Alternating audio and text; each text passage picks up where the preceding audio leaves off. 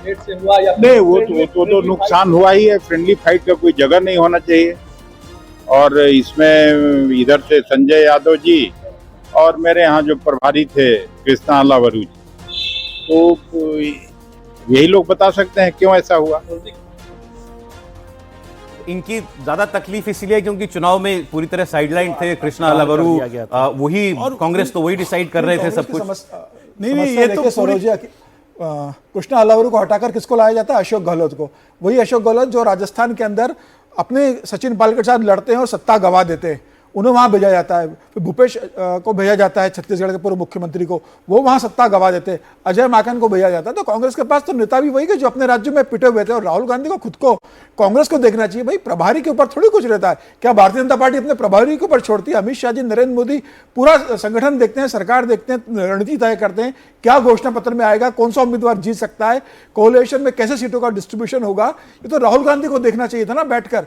प्रभारी तो सिर्फ जो सेंटर से इंस्ट्रक्शन मिलते हैं उसको फॉलो अप करते हैं। तो मुझे लगता है कि तो राहुल गांधी की जिम्मेदारी है। प्रभारी के ऊपर आप ठीकरा पड़ दो, अशोक गहलोत के ऊपर आप ठीकरा पड़ दो, प्रदेश अध्यक्ष से आप इस्तीफा ले लो। राहुल गांधी की जिम्मेदारी है और राहुल गांधी को उसका ट्वीट करना चाहिए नैतिक जिम्मेदारी लेते हुए कि भाई जो बिहार में हो उसके लिए मैं जिम्मेदार हूं, उस संगठन के स्तर पर मैं इसकी समीक्षा करूंगा।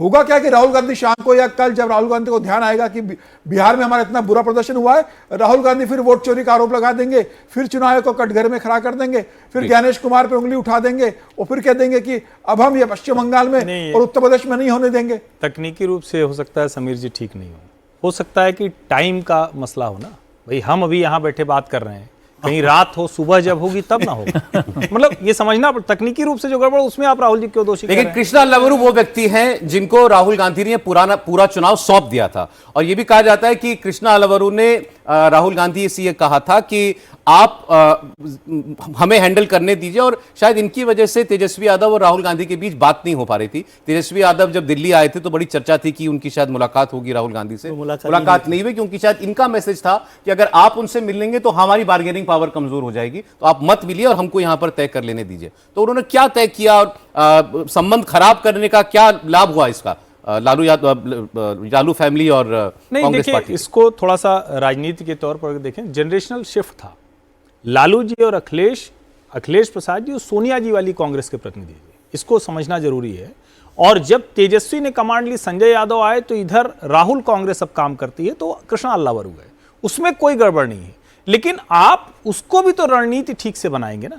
मैं ये मानता हूं कि आप जो भी बॉस है वही तो तय करेगा ना। राहुल गांधी ने अल्लावरू को अगर तय किया तो इसमें अल्लावरू को दोष देना है, मुझे लगता है कि ये थोड़ा सा अन्याय हो जाएगा। ये राहुल जी ने तय किया ना, तो बात तो, और आप तय करके आप रणनीति पे टिक नहीं रहे हैं, आप बार्गेन नहीं सही कर पा रहे हैं, और फिर अंत में आप अशोक गहलोत जी को भेजते हैं जो लालू जी के सामने, लालू जी वैसे ही अशक्त हैं, वो बीमार हैं, उम्र हो गई है, लेकिन उनके सामने वो देखिए एनडीए 200 पहुंच चुका है। मतलब 2010 का नतीजा बहुत दूर नहीं दिखाई दे रहा है, लगभग वहां आ ही चुका है।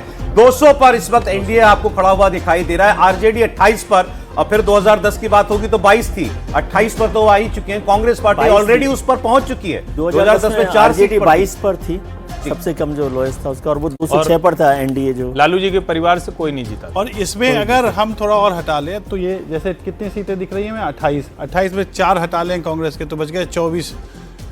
आरजेडी ने लगभग 18 मुसलमानों को टिकट दिए थे। तो अब आप इसमें मुसलमानों को और यादवों को अगर हम कैप्टिव वोट जो मान के चलती है आरजेडी की हमारी कैप्टिव वोट है, तो वो वोट कहाँ गया, किधर टेक्टोनिक शिफ्ट हुआ, अब अपने आप खुद से अंदाजा लगा सकते हैं। वो वोट वहीं गया जहां 200 दिखाई दे रहा है। वही तो मैं कह रहा हूं। तो फिर वो तो ये मानना है कि ये कैप्टिव वोट बैंक है, ये कैप्टिव कॉन्स्टिट्यूएंसीज है। मैं सुबह से यही कर रहा हूं, ये सारे मिथक टूट गए। भारतीय लोकतंत्र में मिथकों के आधार पर आप अब कॉन्स्टिट्यूएंसी नहीं चुन सकते, लॉन्च नहीं कर सकते, फैमिली के युवराजों को आप उस प्रकार से नेता नहीं बना सकते। ये धीरे धीरे 2014 से टूटना शुरू हो गया था और ये लगभग खत्म हो चुका है। मुझे नहीं लगता है कि भारतीय राजनीति को इस रूप में देखने की